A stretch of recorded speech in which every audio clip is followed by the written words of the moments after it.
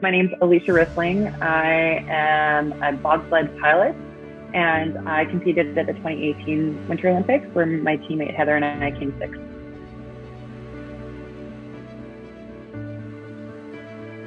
So I was a former University of Alberta basketball player. I actually did track and field in my first year, had to drop that after a bunch of injuries. So I played 5 years of Canada's basketball. And I took a year off after I graduated from university. I tried to apply to a master's program, and in the summer I found out that I wasn't getting in. And I was kind of in this place where I was trying to decide what I wanted to do next. And one day I turned on the TV, and it was noon in Edmonton. I had just woken up because I was working in a bar.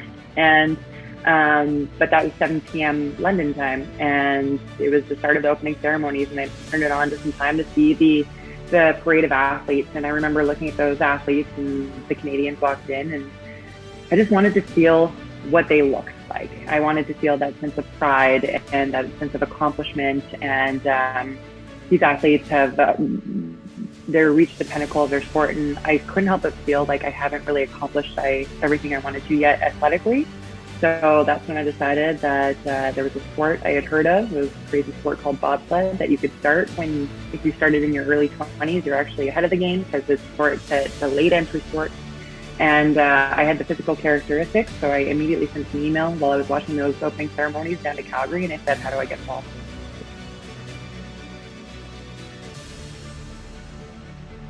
It's definitely not for everyone. So an astronaut taking off into space, they get up to 9 Gs of force in a rocket ship. In the back of a bobsled, you can get up to 5, so more than half, it's a lot. No seatbelts, you're in a metal box. I'm permanently covered in bruises when my season starts. I permanently have some degree of whiplash, I think.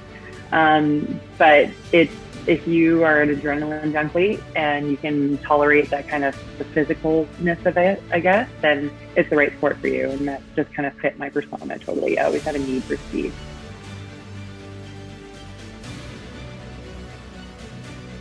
In Beijing, I mean, it's funny. It's like the sliding community is so tight knit. So between us and skeleton, I'm always cheering for my own teammates as much as sometimes they're my direct competitors. So I love cheering for our men's team. I love our Canada women's hockey team. That's what I'm so behind those girls. I'm friends with a couple of them, and I'm such a big hockey fan. And to see them lose in dramatic overtime fashion that they did in 2018, I just can't wait for them to get their chance for redemption.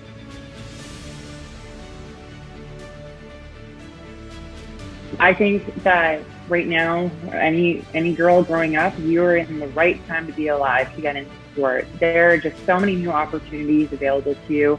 And if you would have told me as a 14-year-old girl that I would still be 32, almost 33 next week, and still being an athlete, I would have laughed in your face because I just said that's not possible. That's not a thing that girls get to do. And I've managed to turn it into this, and the opportunities that now exist in so many different sports, opportunities to play in leagues across the world, and get that travel exposure, be part of that team environment, and the lessons that you learn from the sport. So my biggest message should be stick with it, because you never know what doors are going to open for you.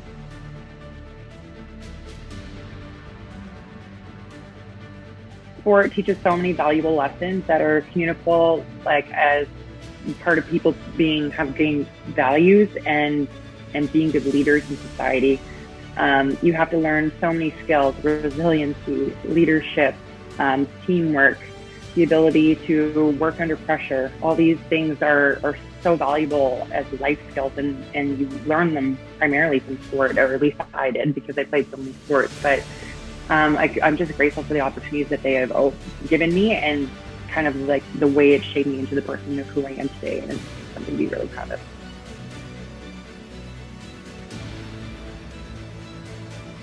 I think if you know me, this wouldn't surprise you, but I think a lot of people, I'm like a crazy dog fanatic. I love dogs, and if there's a dog running outside, I will run outside and try and pet it and play with it for a little bit. So yeah, I'm a really big dog person.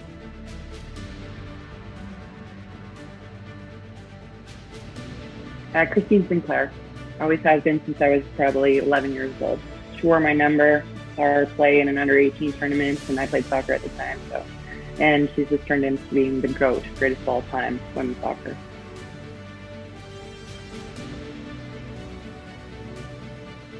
Yeah, my favorite sport is by bar none hockey. I love watching. I'm a huge fan, and it's the one sport I didn't play growing up, but I come from a hockey family, so I've been immersed in it my whole life.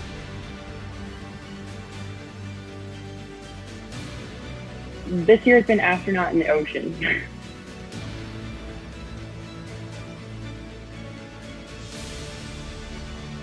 Ooh, I think we're gonna do a little bit better than we did in Korea even. So let's go 32.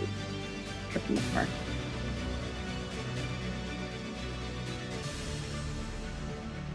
Favorite snack to eat while watching the Olympics? I think my number one go-to snack is always kettle corn popcorn.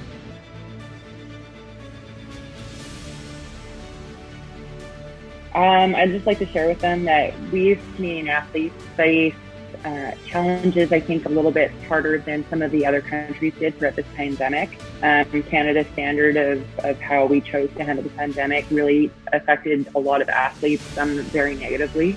And a lot of them didn't have the opportunities to train at the level that they wanted to in order to be successful. So I think that we as Canadians need to absolutely cherish every single victory that we have, because they were much harder fought than they have been in other years, just due to some of the restrictions that we were under the last couple of years that maybe other countries didn't face. And to all the athletes that are so close and just maybe didn't make it, and I know there's many of you, I'll say us, and because we're not there yet, but just keep your head high and know that you did everything in your power based on the circumstances.